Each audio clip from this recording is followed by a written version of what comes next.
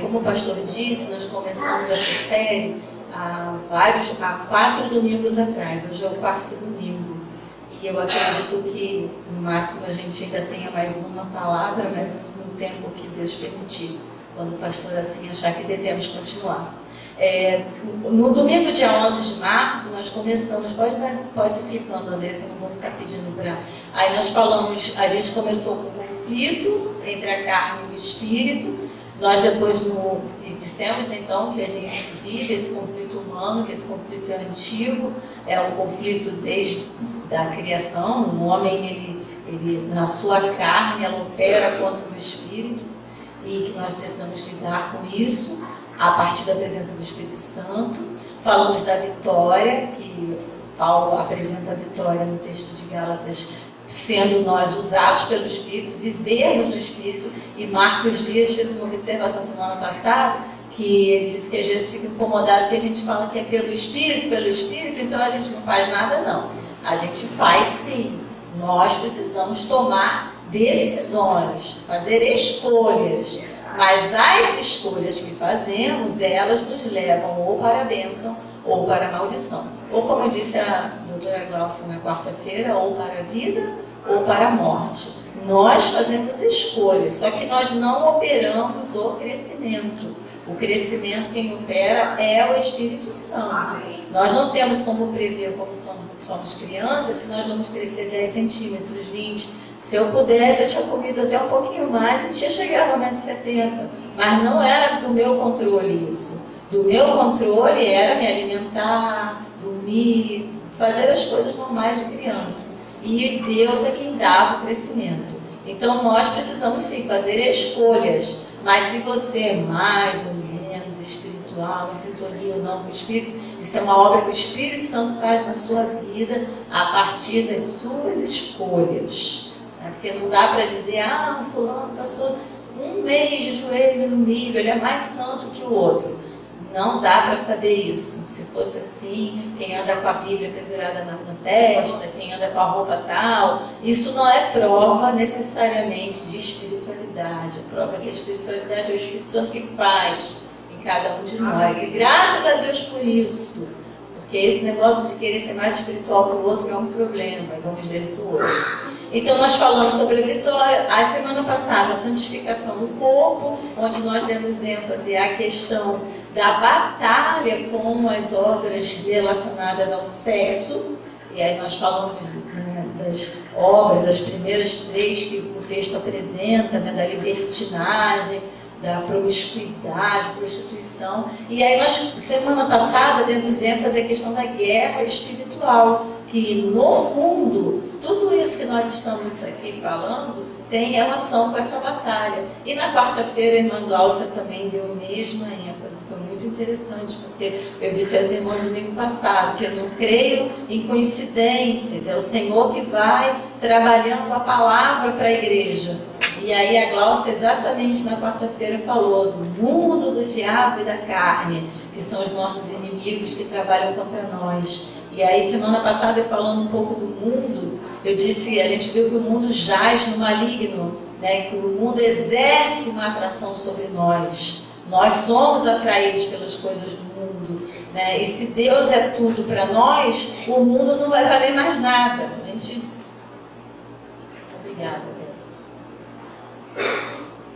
Que há uma balança. Quanto mais a gente dá valor às coisas que o mundo pode nos oferecer, poder, sexo, dinheiro, status, vaidades, quanto mais a gente se pende para o que o mundo oferece, mais a gente se afasta do que o Senhor tem a nos oferecer. Então, é sempre esse dilema, né? E aí tem uma frase do Kierkegaard que eu botei semana passada. Você passou, Andressa, volta só um pouquinho. Se o mundo, no dia que o cristianismo e o mundo se tornarem amigos, o cristianismo deixará de existir. Então não há amizade entre o cristianismo e o mundo. É impossível. O mundo nos odeiará.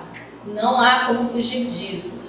Porque o mundo odeia tudo que foi criado e feito por Deus. Então o mundo nesse sentido, semana passada a gente falou isso, é a cultura, é o secularismo, é o mundanismo, Vocês vão observar sempre que haverá uma tendência a nos afastar das obras e do desejo de Deus. E Glaucia também, na quarta-feira, quem esteve aqui, falou, né, dessa conspiração nas séries, né, em várias coisas que a gente observa que caminharão sempre contra a vontade de Deus. A gente vai ver isso o tempo inteiro, na política, nas novelas, tudo que vai ser apresentado para você vai ser sempre contra o que vai dizer a palavra de Deus. Há uma batalha clara nesse sentido. E depois nós falamos um pouco do diabo, então são os nossos inimigos. A gente deve não se envolver com as coisas desse mundo, a estratégia. Então sempre visar que a nossa terra não é aqui, que isso tudo é passageiro, a nossa estratégia é com o mundo. Então a gente tem noção de que nossa pátria não é essa, nós somos cidadãos dos céus. Nossa pátria não é aqui. E a gente colocar isso em foco com relação ao mundo e não nos deixarmos seduzir pelo que o mundo tem a oferecer, porque é tudo passageiro, tudo passageiro. Hoje você vai admirar muito uma coisa, vai querer muito, e depois que você a tem, ela perde o valor. Tem um poema do Drummond que diz isso. As coisas tangíveis, tudo que você pode pegar, quando você tem elas na palma da mão, elas perdem a graça. E o mundo vai estar sempre te seduzindo. Um celular melhor, aquela roupa, enfim, carro, tudo que vai te sendo oferecido para que você se seduza com as coisas que estão ao seu redor. E aí nós falamos do diabo e a Bíblia nos orienta que a gente deve resistir ao diabo e ele fugirá de vós. E o diabo, aquele que foi homicida desde o princípio, não se apegou à verdade, não há verdade nele. Quando mente, fala só a própria língua, pois é mentiroso e pai da mentira.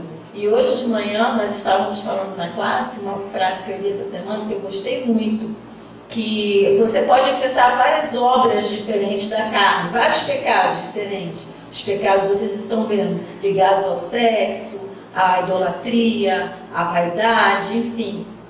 Mas o inimigo, ele tem um cabo, uma tomada universal para todos os pecados. Tem um cabo de carregar, um carregador universal. E o carregador universal do pecado qual é?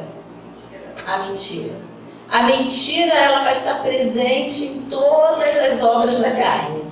Quando você agir a mentira para o inimigo construir os seus intuitos, ele usará da mentira. Por isso que uma das armas espirituais é justamente a verdade, ferramenta que o Senhor nos dá. Então, ele é mentiroso, pai da mentira. E se você caminha com a mentira, você precisa se arrepender, confessar essa mentira e caminhar na verdade. Porque aí você consegue derrotar toda a artimanha maligna. E nós então falamos da lista das obras da carne, os pecados sensuais ligados ao sexo, semana passada, imoralidade, impureza e libertinagem. E a gente viu que tem uma escala nisso, né? Que a imoralidade, a impureza já começa somente, né? a compactuar. E na libertinagem você já não tem mais vergonha de estar fazendo aquilo. Você já atinge um nível tal de pecaminosidade que você tanto faz como tanto fez. E logo em seguida o texto diz dos pecados supersticiosos ligados à idolatria e à feitiçaria. Ou seja, são pecados onde a gente coloca coisas no lugar de Deus. A gente pega outras coisas que não tira de Deus o lugar que lhe pertence. Aquele que decide, aquele que deve ser o centro, e coloca outras coisas no centro e coloca outro poder para outros decidirem aquilo que Deus deveria decidir. Então hoje nós vamos ver os pecados supersticiosos, esses da idolatria e feitiçaria. E na última série, na última palavra, a gente vai ver então as questões ligadas aos ódio, discórdia, ciúmes, ira, egoísmo, são os pecados de relacionamento no meio da igreja, as obras da carne ligadas ao relacionamento. É muito interessante que a idolatria ela vem logo em seguida aos pecados ligados ao sexo, porque também boa parte dos pecados ligados à idolatria no mundo no tempo de Paulo, eles tinham relação com as questões sexuais. Muitos deuses eram adorados usando o sexo como forma de adoração ao corpo, e a gente viu justamente que na igreja de Corinto, a deusa Vênus na cidade. Então, são deuses daquela época que eram idolatrados e o sexo era centro dessa idolatria. Muita coisa tinha relação com o sexo, né, quando se colocava isso como forma de adoração aos ídolos. Então, hoje, pode passar, a gente vai entrar... Aí a gente viu semana passada, né, a forma de lidar com a questão da carne, das obras sexuais. Fuja, destruindo as fontes, abandonando o pecado, do pecado a gente não se despede, e mortificando a carne, né? Dando realmente, tirando o lugar, desentronando a carne na nossa vida, fazendo ações premeditadas em que você vai mortificando a carne, os seus desejos e as suas paixões. Aí a gente entra hoje, então, né, enfrentando a idolatria. 1º de abril, por sinal, alguém me lembrou na classe que o mundo encara como dia da mentira. Hoje, né, dia do Todo-Poderoso, Senhor dos Senhores, ressurreto, vivo entre nós. É um dia mais do que verdadeiro nas nossas vidas. Amém? É dia de toda a verdade. Por isso digo, vivam pelo Espírito e de modo nenhum satisfarão os desejos da carne, pois a carne deseja o que é contrário ao Espírito, e o Espírito que é contrário à carne. Eles estão em conflito um com o outro, de modo que vocês não fazem o que desejam. Mas, se vocês são guiados pelo Espírito, não estão debaixo da lei. Ora, as obras da carne são manifestas: imoralidade sexual, impureza e libertinagem, idolatria e feitiçaria, ódio, discórdia, ciúmes, ira, egoísmo, dissensões, facções, inveja, embriaguez, orgias e coisas semelhantes. Eu os advirto, como antes já os adverti, que os que praticam estas coisas não herdarão o reino de Deus. Mas o fruto do Espírito é o amor, alegria, paz, paciência, amabilidade, bondade, fidelidade, mansidão e domínio próprio. Contra essas coisas não há lei, e os que pertencem a Cristo Jesus crucificaram a carne com as suas paixões e os seus desejos. Se vivemos pelo Espírito, andemos também pelo Espírito. Vamos orar. Pai, muito obrigada mais uma vez por essa manhã. Muito obrigada, Senhor, porque o Senhor conhece o nosso coração. O Senhor conhece as nossas lutas. Eu não conheço, o Senhor conhece as minhas. Que o Senhor nos abençoe e nos dê forças a cada dia para enfrentarmos, Senhor, essa batalha e sermos vitoriosos. Tem misericórdia de nós. A Tua palavra é viva, que ela continue viva nos nossos corações. Em nome de Jesus. Amém. Amém. Eu vou fazer uma relação aqui, irmãos, e isso desde o início está muito claro na minha mente, entre idolatria e avareza. Se você pensar, você pode me dizer: ah, mas o meu Deus é Jesus, o meu Senhor é o Senhor, eu não coloco nada antes do Senhor. Será? Será que muitas vezes não corremos o risco de colocar o dinheiro como nosso Senhor? Será que o dinheiro nas nossas vidas hoje ainda não é um problema? Na verdade, o dinheiro ele pode ser considerado um dos maiores problemas da humanidade, do mundo. No sistema capitalista, a gente já viu, né, que houve Karl Marx e depois quem tentou criar sistemas que não fossem ligados e relacionados diretamente ao dinheiro, mas que foram falácias. Humanamente, o homem sempre quer ter mais que o outro. Mesmo no sistema socialista, isso não iria funcionar humanamente, um reino humano, porque o homem, a carne, sempre falará mais alto e o homem irá querer mais do que o outro. Ter mais poder, ter mais influência, ter acesso a mais coisas que o outro. Isso é da natureza humana, como nós temos visto. Então, na sociedade, de uma forma geral, o dinheiro, se nós não vigiarmos, ele vai se tornando aos poucos um Deus na nossa vida. Claro isso, irmãos, isso é claro. Né? Isso é o que nós acabamos derramando sangue, suor e lágrimas para obter o quê? Dinheiro. Não que seja ruim, pecado ter dinheiro, mas não fazer do dinheiro o centro da sua atenção, o centro das suas necessidades. Hoje nós comemoramos lá na nossa classe, né, que o irmão teve acesso a uma coisa que muitos de nós estão procurando, que é um concurso público. Muitos de nós, isso já foi uma imagem, se você tiver um concurso público, você vai ter dinheiro certo para o resto da sua vida. O que não é uma verdade absoluta, porque há muitos servidores públicos hoje sem salário, né? Infelizmente. E eu, por uma fase da minha vida, eu já fui servidora pública, concursada. Né? E muita gente, eu já falei isso para vocês, dizia para mim: ah, mas isso é o que você tem seguro, é o certo, essa é a sua coisa mais certa, você quer seguro. Até que Deus me incomodou muito e me mostrou que eu não dependia daquele concurso, eu dependia dele. E se aquilo fosse ser o centro da minha vida, se aquilo fosse pedir de eu servir ao Senhor do jeito que Ele estava me chamando, porque Ele me fez um chamado muito específico e necessitava que eu abrisse mão de alguma coisa para aquilo que Ele estava me chamando. Eu nunca me arrependi nesses anos, são 9 anos em que eu pedi exoneração, nunca me arrependi. Deus, Ele tem um propósito na sua vida, na vida de cada um. Não estou dizendo para você fazer isso, não. Mas isso não é o centro, a sua segurança sempre deve estar em Deus, porque é difícil humanamente que a gente enxergue. E aí a Bíblia fala do dinheiro então, mas no sentido da avareza, da ganância. Se você for o senhor do seu dinheiro, o senhor no sentido de que você coloca todas as coisas a serviço daquele que conduz a tua vida. Amém? Mas no momento que o dinheiro controla o seu pensamento, as suas atitudes, você se torna uma pessoa avarenta e gananciosa. E a Bíblia diz em Efésios 5:5, vamos ler?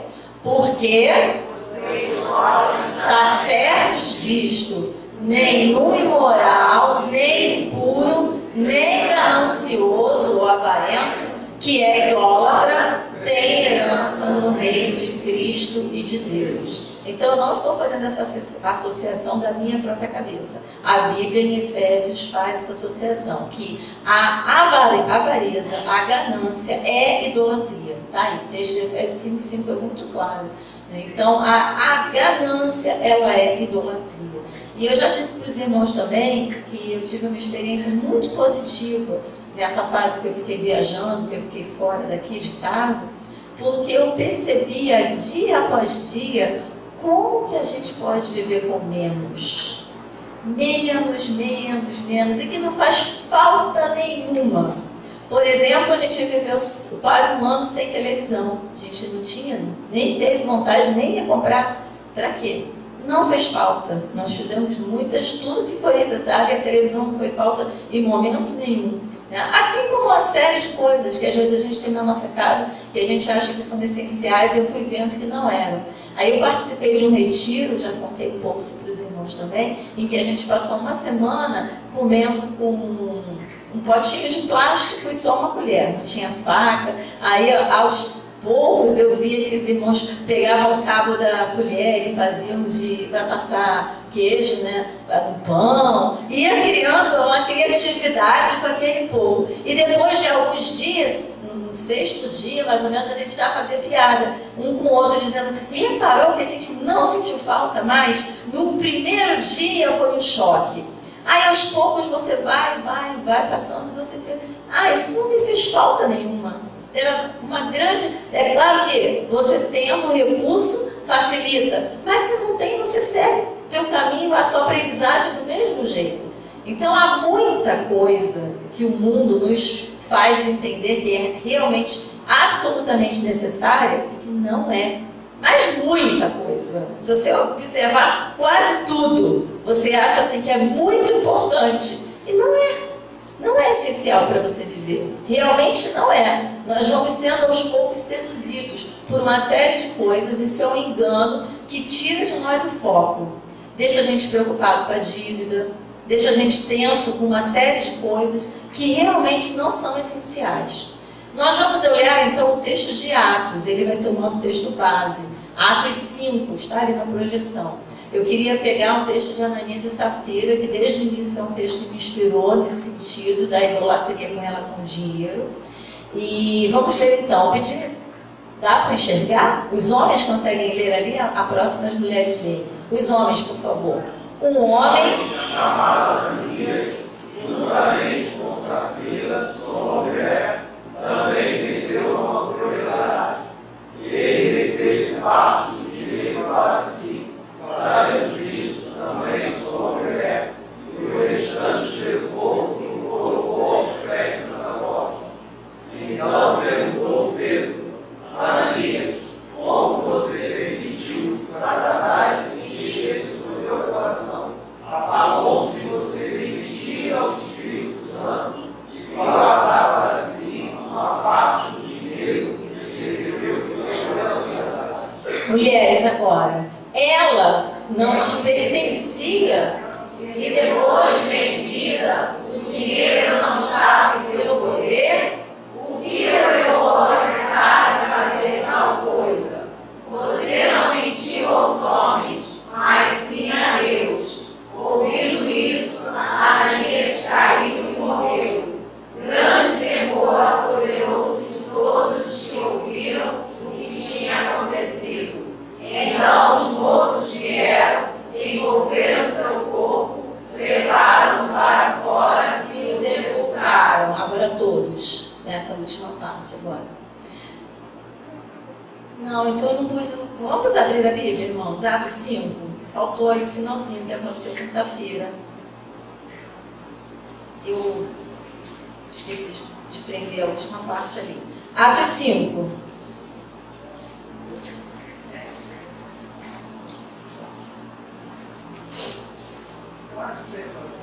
Isso. Agora a gente vai para o 7.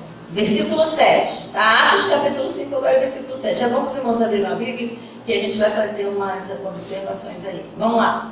Cerca de 3 horas mais tarde, entrou sua mulher sem saber o que havia acontecido. Pedro perguntou: diga-me, foi esse o preço que vocês conseguiram pela propriedade? Olha a mentira, não falei? Respondeu ela: sim, foi esse mesmo. E Pedro disse: por que vocês entraram em acordo para tentar o Espírito do Senhor? Veja, estão à porta os pés do que sepultaram seu marido, e eles a levarão também. Naquele mesmo instante, ela caiu morta aos pés dele. Então os moços entraram e encontraram a porta, levaram na sepultura ao lado do seu marido. Vou pedir que a mídia volte lá. Eu queria que você observasse que um pouco antes, no capítulo 4, você vai ver aí Pedro e João no Sinédrio. Eles haviam feito uma cura e eles foram enfrentados pelo Sinédrio, né? Não, eu queria que a mídia voltasse para os slides, se for possível. Pedro e João, eles foram enfrentados.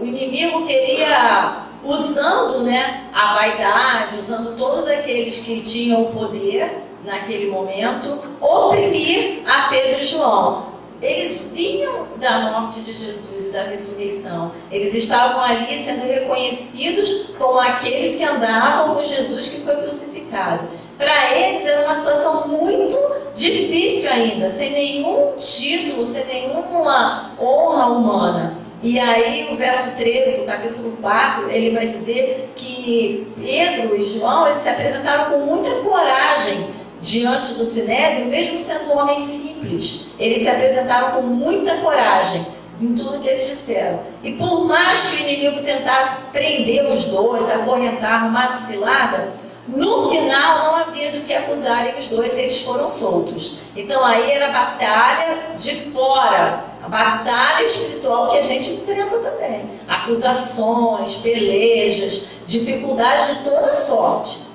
Mas aqui a igreja resistiu, os dois saíram dali adorando e louvando ao Senhor. E aí logo em seguida, no finalzinho do capítulo 4, a Bíblia fala que um homem chamado Barnabé, ele vendeu, né, tudo que tinha, a comunidade estava fazendo isso, vendendo e colocando aos pés dos apóstolos. E verso 36, José, um levita de Chipre, a quem os apóstolos deram o nome de Barnabé, que significava encorajador, vendeu um campo que possuía, trouxe o dinheiro e colocou aos pés dos apóstolos. Aí a gente vê que logo em seguida tem a divisão do capítulo, mas se não tivesse, você ia continuar lendo. Um homem chamado Ananias, com Safira, sua mulher, também vendeu uma propriedade. Então não só, ele também se pensou, poxa, Ananias, Barnabé vendeu e ficou bem na fita, ó, ele gostou da honra que circulou aquela operação, aquela situação. E aquilo foi a brecha para que o inimigo agisse através da vida de Ananias e Safira. Pode passar ali, Mídia. Então, foi um pecado instigado por Satanás. Vigie, peça a Deus discernimento. Naqueles momentos, eu já ouvi claramente, eu creio que muitos dos irmãos já ouviram também, a voz do inimigo clara, em algumas situações, usado por alguém, falando claramente, você entendendo, está amarrado Satanás. Você ouviu claramente uma pessoa colocando, mas dando aquela ideia, mas você podia fazer isso. É tão fácil resolver esse problema, é só não contar para o fulano. Então você ouve claramente ele usando várias situações para trazer ideias tortas para a sua vida, decisões tortas. Se Satanás ele não consegue derrotar a igreja com ataques externos, ele se infiltra no meio da igreja e trabalha no seu interior. Isso é verdade.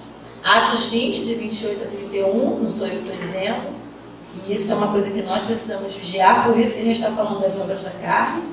Se você ler, vai dizer assim: cuidem de vocês mesmos e de todo o rebanho sobre o qual o Espírito Santo os colocou como bispos, para pastorearem a igreja de Deus, que ele comprou com seu próprio sangue. Sei que depois da minha partida, Paulo dizendo, lobos ferozes penetrarão no meio de vocês e não pouparão o rebanho. E dentre vocês mesmos se levantarão homens que torcerão a verdade, a fim de atrair os discípulos. Por isso vigiem, lembre-se que durante 3 anos jamais cessei de advertir cada um de vocês sobre isso, neste dia com lágrimas. Então é uma advertência do apóstolo, que nós seríamos tentados. O diabo não pode nos possuir, mas ele pode nos tentar. E de dentro, do meio da igreja, infelizmente, pessoas podem ser usadas como ferramenta interna de ação do mal. A orientação de Paulo sobre a armadura espiritual, ela é uma orientação para a igreja, para os salvos. Você vê lá em Efésios, você vai ver que a orientação, ela é para os salvos, não é para o mundo, é para a igreja. Por quê? Porque a igreja, se não vigiar, ela pode ser ferramenta usada por Satanás. Ele diz no capítulo 6, verso 10, finalmente, igreja, fortaleçam-se no Senhor e no seu forte poder, vistam toda a armadura de Deus para poderem ficar firmes contra as ciladas do diabo. Pois a nossa luta não é contra seres humanos, mas contra os poderes e autoridades, contra os dominadores deste mundo de trevas, contra as forças espirituais do mal nas regiões celestiais. Por isso, vistam toda a armadura de Deus, para que possam resistir no dia mau e permanecer inabaláveis, depois de terem feito tudo. Assim, mantenham-se firmes, cingidos com o cinto da verdade. Viu? A obra do inimigo começa com a mentira e a armadura começa com a verdade.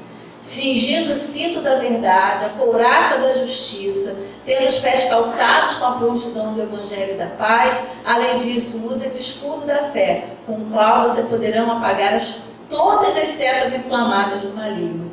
Usem o capacete da salvação e a espada do Espírito, que é a palavra de Deus. E aí, como nós temos estudado sobre oração, orem no Espírito em todas as ocasiões, com toda oração e súplica, tendo isso em mente. Estejam atentos e perseverem na oração por todos os santos. Amém? Essa é a armadura que é para a igreja. Se você ver o capítulo lá de Atos, ele vai dizer que Pedro diz para Ananias no verso 3, por que Satanás permitiu, como é que você permitiu que Satanás enchesse o seu coração a ponto de você mentir ao Espírito Santo? Se Ananias mentiu, era o Espírito que habitava então nele. Ele era um daqueles que estava na comunidade. Ele não tinha que vender terra nenhuma, irmãos. Ele não era obrigado, Deus não exigiu isso dele. Você pode dizer assim, mas que maldade, Deus matar um rapaz lá, tinha sua propriedade. Ele não era obrigado, ele foi movido pela vaidade.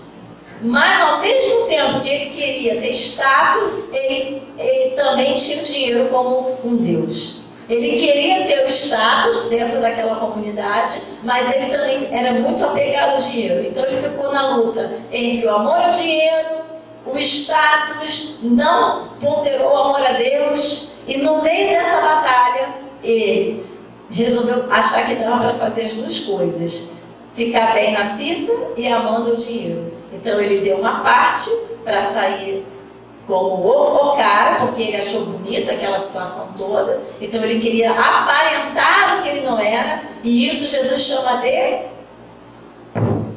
hipocrisia. Aparentar uma espiritualidade que eu não sou, que eu não tenho. Não é só aparência, máscara. Então ele quis aparentar uma hipocrisia para os outros e reteve uma parte do dinheiro achando que ele fosse enganar a Deus. Ele deu uma parte e reteve uma outra parte. Então, esse pecado ele foi instigado por Satanás. Vigie. Ele continua o mesmo, querendo arrebanhar no meio da igreja, através de uma série de situações, alguém que trabalha a favor dele, contra a igreja.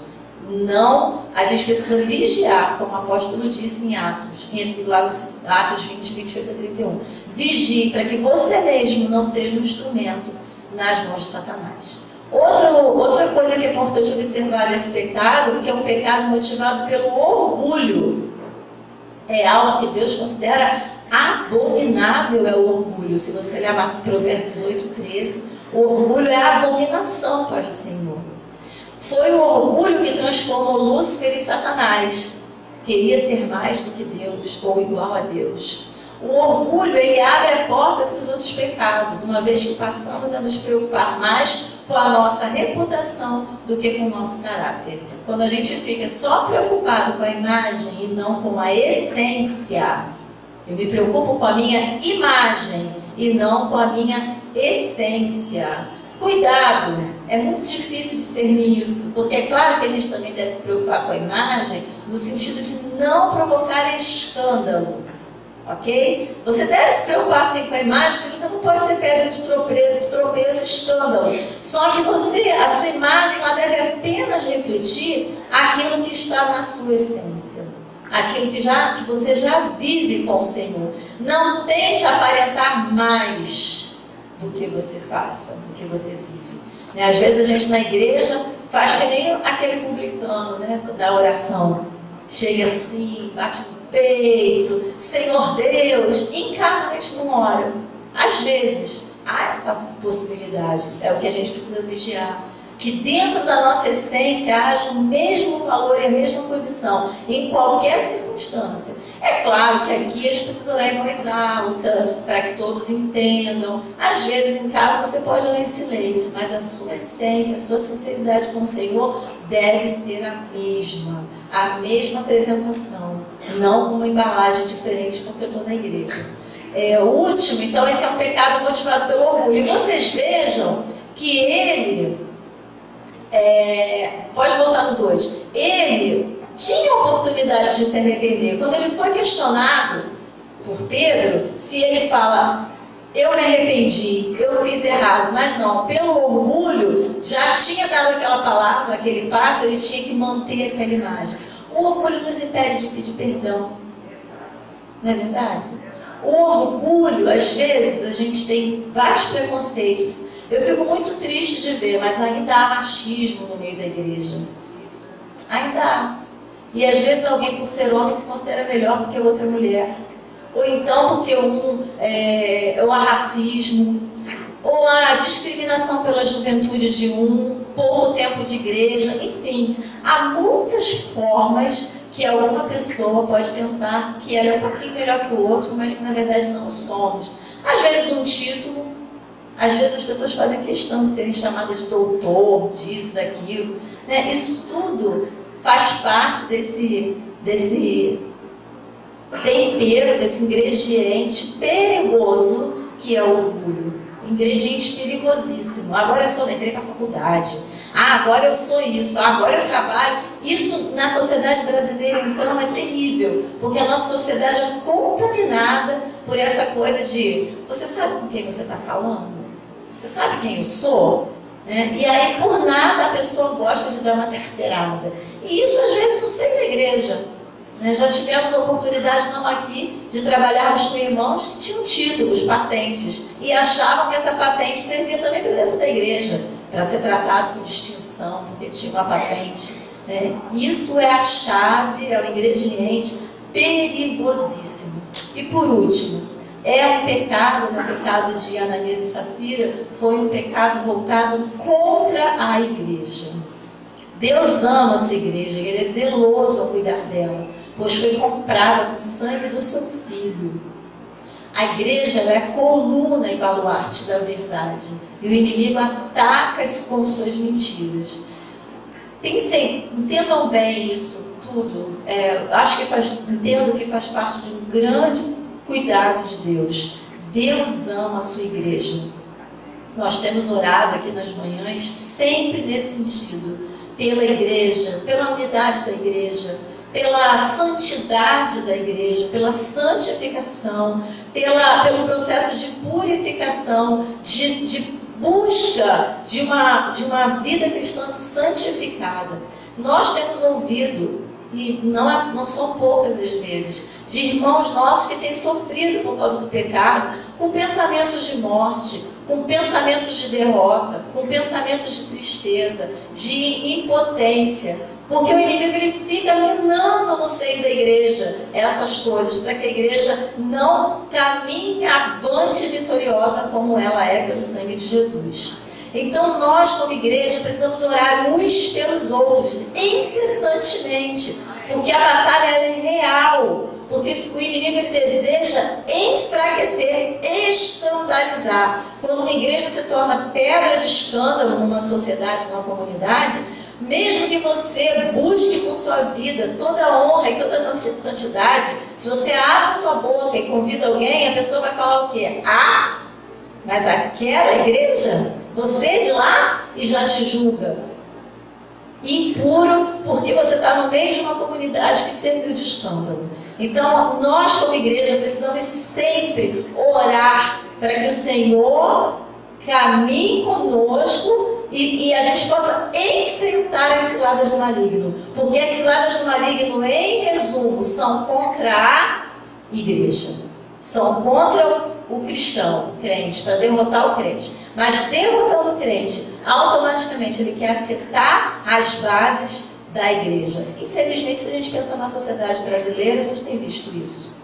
Muita coisa do evangelho servindo de escândalo. E quando o evangelho serve de escândalo, a palavra que está em nós, que habita em nós, o inimigo usa esse escândalo para enfrentar qualquer palavra que a gente dê no sentido de buscarem a Jesus. A igreja é templo de Deus, onde Ele habita, é o Senhor que habita no seio da igreja. Por onde quer que a igreja vá, é o Senhor que deve estar no meio da igreja. Mas o inimigo, ele quer habitar no meio da igreja também. E nós não podemos permitir. Último slide, Andressa. A igreja ela é o exército de Deus. E Satanás, ele procura se infiltrar no meio para conseguir o maior número possível de traidores. Sempre que o inimigo penetra no interior da igreja, a igreja corre perigo. E vocês vão ver, a gente ainda tem uma última palavra nesse caminho das obras da carne, que as facções, as dissensões, as dificuldades de relacionamento, em geral, são a porta de entrada onde o inimigo consegue a maior brecha. Você até pode dizer, não, mas eu não sou idólatra, não, mas eu não estou envolvido com... Mas quando se entra no campo das relações entre os irmãos, aí, infelizmente, muitas vezes a gente cai. Então percebam que é todo uma arquitetação do mal contra a igreja, que é a coluna da verdade no meio de uma geração tão corrupta. Queria encerrar com o mesmo slide da semana passada, mas com outro versículo. Porque é muito fácil a gente ler na Bíblia e olhar e condenar Ananias e Safira. A gente olha assim, mas que feio. Mas se a gente examinar, se nós examinarmos a nós mesmos, será que em algum momento nós não agimos assim, colocando algo no lugar de Deus? Até mesmo o concurso, como a gente falou aqui, até tudo, o filho, o marido. Quantas vezes às vezes eu fico triste de ver pela rede social, a gente acompanha, né? Jovens que eram tão dedicadas ao Senhor, casaram e se afastaram completamente. Às vezes o casal antes andava com Cristo, casou, um encontrou o outro, pronto, agora seguimos, sem envolvimento com a igreja. Mas aí tudo bem, venceram essa etapa, depois vem o filho. Aí quando entra um filho, também não consigo mais servir o Senhor por causa do filho. Então há uma série de coisas que a gente pode, sem querer, colocar no lugar de Deus. Adorar mais, né? E eu acho muito interessante tudo que o pastor tem falado de Abraão, né? E se a gente pensar, Deus exigir aquilo de Abraão, seu Isaac, e a gente pensa assim, mas que Deus cruel. Não, Deus é zeloso. Imagina o que significaria para aquele homem, o quanto aquele filho poderia ser o centro de toda a existência dele, mas Deus queria que ele permanecesse, e como de fato ele permaneceu, focado, que o centro de todas as coisas na vida dele é o Senhor. Você pode pensar, poxa, o Senhor fulminou Ananias e Safira, mas que crueldade. Não, Deus zeloso. Imagina se esses dois se criam no meio da igreja, usados por Satanás. Ali foi o primeiro passo.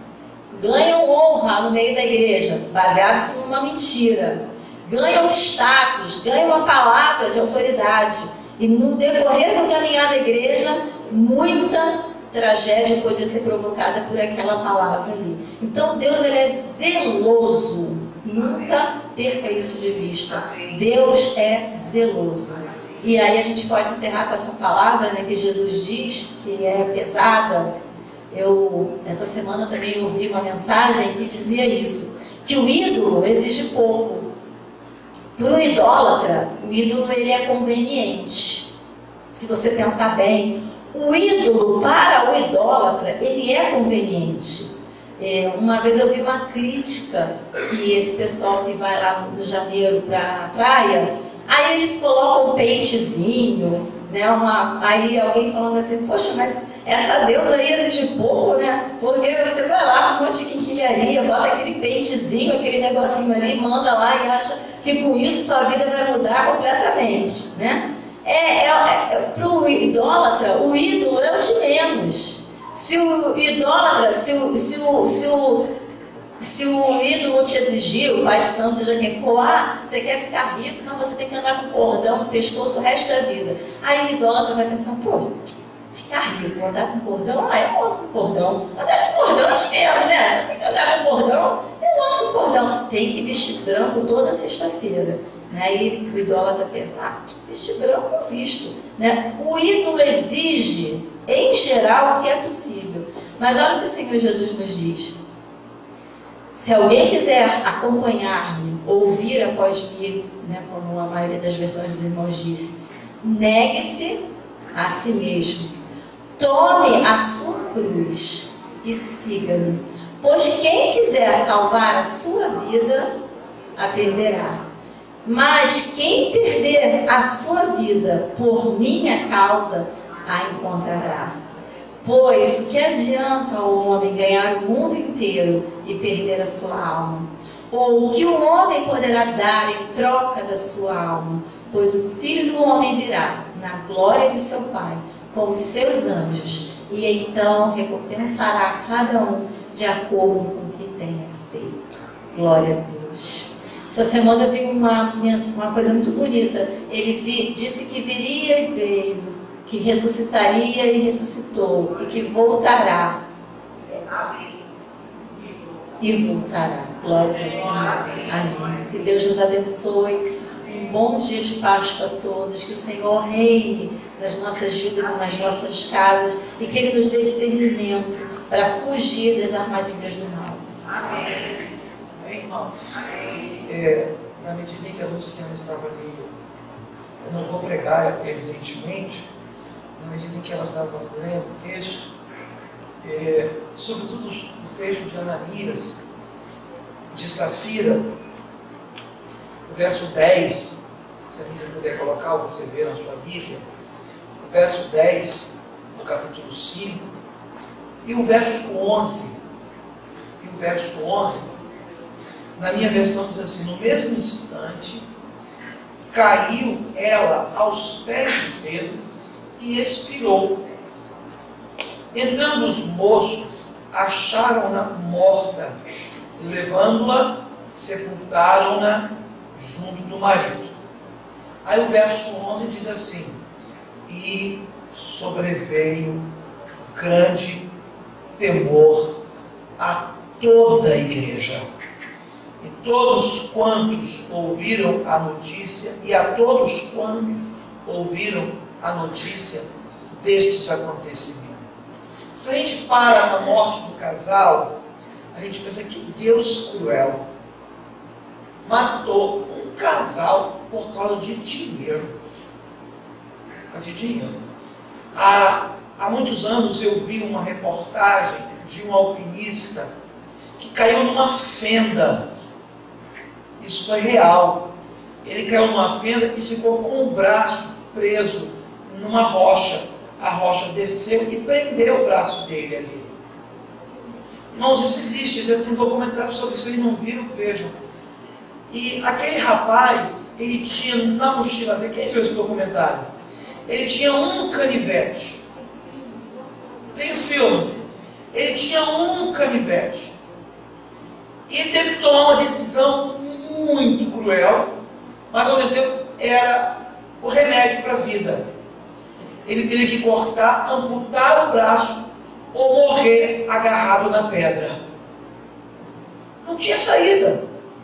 Irmãos, ele pegou o canivete. Imagine você fazer a amputação do seu próprio braço com um canivete, sem anestesia, sem nada. Mas isso para quê? Para salvar o corpo. Para salvar o corpo.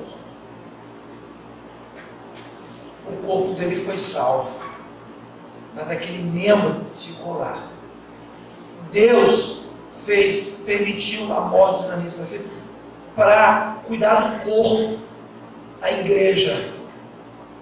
Só que Deus deu uma oportunidade antes. Ele deu a oportunidade do líder confrontar e disciplinar.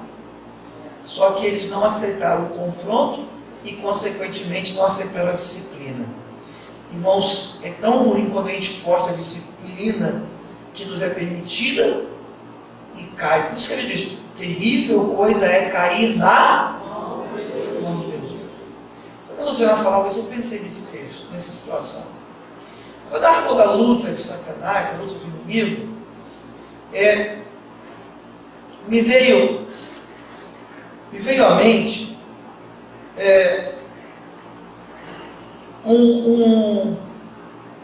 um texto que eu recebi esses dias e diz mais ou menos assim: um burro estava amarrado em uma árvore. Um demônio veio e o soltou. O burro entrou na horta de camponeses vizinhos e começou a comer tudo. A mulher do dono da horta, quando viu aquilo, pegou o rifle e matou o burro. O dono do burro viu o burro morto, ficou enraivecido e também pegou o seu rifle e atirou contra a mulher. Ao voltar para casa, o camponês encontrou a mulher morta e matou o dono do burro. Os filhos do dono do burro, ao ver o pai morto, queimaram a fazenda do camponês. O camponês, em represália, os matou. Aí perguntaram ao demônio o que ele havia feito. Ele respondeu: não fiz nada, só soltei o burro. O burro faz isso. Às vezes ele só vai soltar uma fofoca. O demônio faz isso. Às vezes ele vai soltar uma maledicência. soltar. Às vezes, naquele pequeno grupo que estava preparado para ser uma noite de estudo da palavra, ele vai lá e dos 50 minutos, 1 hora de pequeno grupo, 50 foi para soltar o burro e 10 para ler e para orar. Satanás só faz isso. Ele só quer soltar o burro.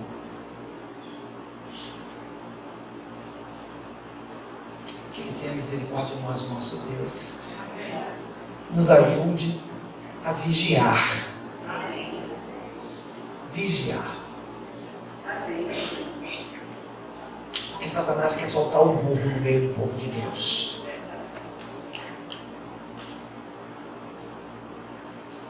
A briga sua não é comigo. A minha não é contigo.